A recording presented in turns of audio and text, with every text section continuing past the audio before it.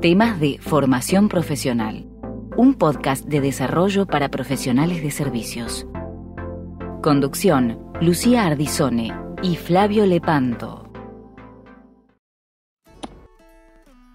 En este video de temas clave, interés simple e interés compuesto. Bueno, muchas gracias, y entonces queremos en este episodio con Lu dar como algunos resúmenes y algunas claves que nos van a permitir pensar un poquito más sobre el tema del interés. La primero que quiero comentar es que se note la linealidad del interés simple, o sea, su crecimiento lineal, con respecto a la exponencialidad del interés compuesto. ¿Esto qué significa? Que cuando nosotros vemos en la fórmula que el paréntesis no tiene ningún exponente, bueno, entonces al no haber ningún exponente decimos que la fórmula es lineal y tiene un crecimiento lineal como una línea recta. En cambio, cuando vemos una fórmula donde uno de los términos o el paréntesis de la fórmula tiene un exponente, entonces hablamos de una fórmula exponencial y que tiene, por supuesto, un crecimiento exponencial, que ya no es una línea, será probablemente una parábola, ¿sí? Por ejemplo. Y entonces notamos que ese crecimiento exponencial, si no tocamos nada, cada vez será siendo más rápidamente más grande. Esa es la idea. También nombramos los periodos en que recalculamos esa fórmula como n, y siempre n significa que a mayor cantidad de periodos, bueno, mayor será esa acumulación, ¿sí? Diciéndolo simplemente, supongamos que nosotros tuviésemos $1,000 que ponemos a interés compuesto y obtenemos por esos $1,000 de interés, no sé, $10 al final de un periodo.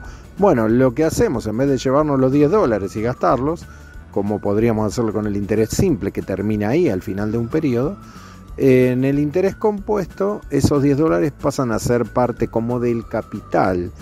Por lo tanto, el inicio del nuevo periodo, en vez de ser de $1,000, será de $1,010. Entonces nos dará un resultado mayor al final del otro periodo, que luego lo sumaremos y iremos incrementando, como en un efecto bola de nieve, a ese capital con el que iniciamos cada nuevo periodo, ¿sí?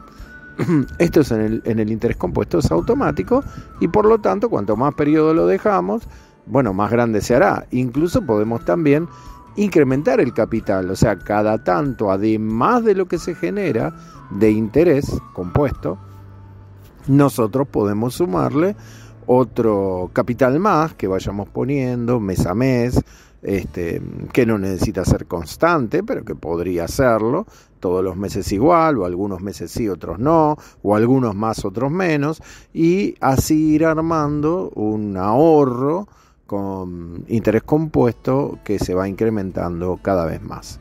Eso por un lado. Por el otro lado, siempre que calculamos interés, tengamos en cuenta que muchas veces nos dan la tasa de interés anual y nosotros no dejamos un año en nuestro capital, ¿no? Sino que lo tomamos en periodos. Entonces es muy importante considerar esos periodos, que luego Lu les va a mostrar en una tabla. Por ejemplo, si nosotros decimos que dejamos en nuestra fórmula de interés nuestro capital durante un mes, bueno, un mes, si hay una tasa anual, hay que considerar que en el mes la tasa será la 12ª parte de ese año, porque el año tiene 12 meses, así que nosotros tendremos que dividir esa tasa anual dividido 12, porque solo lo dejamos un mes. ¿Se comprende la idea? Así que nosotros podríamos hacer una cuenta decimal para poner un 12avo, o bien trabajar con fracciones, que siempre es más cómodo tener un 12avo. O sea, un mes es un 12avo de año, ¿sí? ¿Y un bimestre cuánto es? Bueno, ¿cuántos bimestres hay en un año? O sea, periodos de 2 meses. Hay 6 bimestres. Así que un bimestre será un sexto del año, ¿sí? Si nosotros hacemos la cuenta decimal, nos va a quedar 0, bla, bla, bla, bla. Y no tiene sentido. Muchas veces es más práctico trabajar con fracciones. Por eso tenemos que aprender a trabajar con fracciones en la fórmula, ¿sí? Un trimestre, ¿cuántos trimestres hay en un año? Bueno, hay 4, ¿sí? 4 trimestres. Así que en ese caso un trimestre será un cuarto de año. Un cuarto de año. Eso es fácil de calcular mentalmente, 0,25. Pero si tenemos la fracción, ¿para qué necesitamos poner 0,25? ¿Sí? Fíjese, 0,25 termina ahí, no tiene un decimal que se convierte en periódico como otras veces, ¿sí? Y lo mismo entonces será para un cuatrimestre. ¿Cuántos cuatrimestres tenemos en el año? 3. Así que fíjense, un cuatrimestre es un tercio de año. Ahí sí, si hacemos la cuenta decimal tendremos 0,33333. No tiene sentido. Manejamos un tercio, ¿sí? Un semestre que tiene 6 meses, ¿cuántos semestres hay en el año? 2. Así que ahí será un medio también, es fácil el cálculo decimal, 0,5, pero bueno, podemos dejar la fracción. ¿A qué vamos con esto? Que si ustedes manejan las fracciones dentro de las fórmulas, siempre se les hará más fácil y más preciso el cálculo, ¿sí? Solo se obtiene...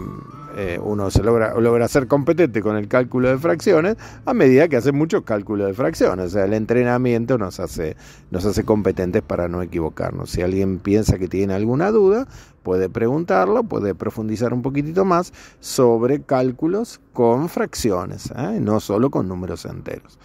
Bien, así que entonces hemos explicado un poquito la diferencia entre las dos fórmulas y también la importancia de comprender bien los periodos que tiene un año para no confundirnos muchas veces con la tasa de interés, que en general siempre es anual, y cuánto tiempo dejamos nuestra inversión ahorrando ahí en el interés, ¿no?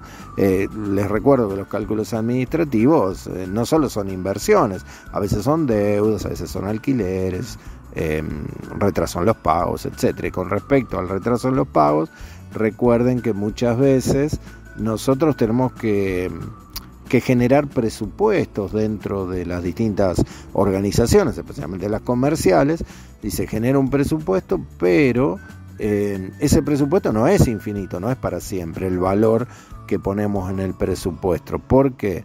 Porque tenemos que tener en cuenta que desde el momento que hacemos el presupuesto pasa el tiempo, y si pasa el tiempo y los precios aumentan de alguna manera, entonces nosotros tenemos que considerar el interés.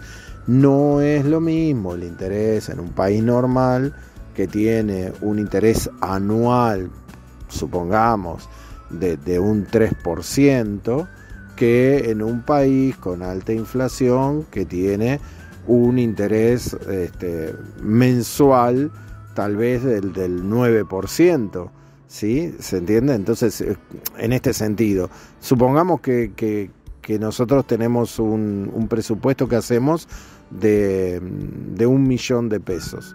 Bien, entonces, si nosotros no tenemos en cuenta el periodo de que ese presupuesto se cancele o dure poco tiempo, digamos una semana, 15 días, al final del mes tendremos un 9% más.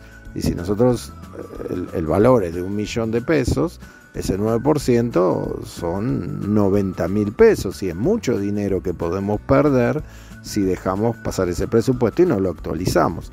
Por eso es tan importante el tema de que los países manejen bajas inflaciones, que haya una baja inflación anual, de manera tal de que comercialmente uno esté tranquilo, que si genera un presupuesto y a los 30 días nos contestan, bueno, no hemos perdido mucho dinero, porque la tasa de interés anual es pequeña. De la misma manera, si nosotros estamos esperando un pago, un cheque, y ese cheque debe tramitarse dentro de una organización, y bueno, y la inflación anual es pequeña, Bueno, que tarden unos días en darnos ese cheque no significará que nosotros hemos perdido mucho dinero. En países con entornos de inflación altos es muy difícil hacer negocios, porque uno siempre debe estar cubriéndose con pequeños plazos para sostener presupuestos o cobrando intereses cuando se retrasan los pagos, ¿no? De hecho, también muchas veces aparecen ofertas de descuentos por pronto pago. O sea que si pagan rápido, como no se hace tan largo el periodo y no hay un interés que creció, entonces se permite hacer un descuento. Los precios siempre uno toma un descuento porque el precio se había puesto más alto, teniendo en cuenta que la gente se retrasaba. También las inflaciones bajas nos permiten generar planes de cuotas largas sin interés, ¿sí? Entonces uno puede decir, bueno, puede dar 3 cuotas sin interés, 6 cuotas sin interés, incluso hasta 12 cuotas sin interés, cuando la inflación es muy pequeña, porque el comerciante ya pone ese pequeño interés adentro del valor del producto y luego puede facilitarle a los clientes el tener una X cantidad de cuotas donde no deben preocuparse por una variación de intereses. Así que bueno, el tema de los intereses. Ahora Lu les va a contar un poquito más para que nos quede más claro. Y bueno, todo tuyo, Lu. Bueno, resumiendo un poco lo que decía Fla, entonces el interés es una cantidad de dinero que se genera en un periodo de tiempo durante el cual se mantiene una inversión, un ahorro o un préstamo. Es decir, es la rentabilidad que produce el capital inicial y se expresa en porcentajes y se calcula anualmente. Pero bueno, ¿qué es el interés simple? Entonces es aquel interés que es calculado y pagado sobre el capital inicial durante cierto periodo. Al vencerse ese lapso, los intereses generados no son considerados para ser reinvertidos en el capital, por lo que este se mantiene igual. Y en la práctica esto significa que al vencerse el plazo de una inversión, ahorro o préstamo, el interés generado no es considerado capitalizable. Y si la persona o empresa lo desean, comienza un nuevo periodo de inversión o crédito que generará el mismo interés sobre el mismo capital.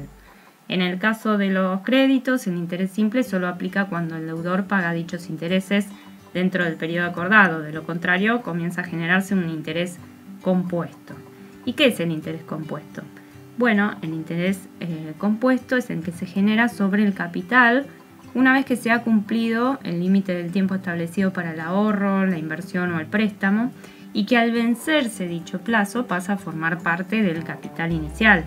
Esto significa que en el caso de las inversiones o planes de ahorro, las ganancias generadas son sumadas al capital y si comienza un nuevo periodo, el interés será calculado sobre la base de este nuevo capital anterior más los intereses generados. Mientras que en el caso de los préstamos o créditos, el interés generado pasa a formar parte de la deuda acumulada. Es decir, que la diferencia entre el interés simple es que se calcula sobre la cantidad principal o original de un préstamo. Y el interés compuesto se calcula sobre la cantidad del principal y también sobre el interés acumulado de periodos anteriores y por lo tanto puede considerarse como interés sobre intereses. Resumiendo, bueno, la diferencia entre interés simple e interés compuesto es que el simple no es capitalizable, mientras que el compuesto ayuda a incrementar el capital inicial. Les mandamos un beso grande y estamos en contacto en próximos episodios de temas de formación profesional.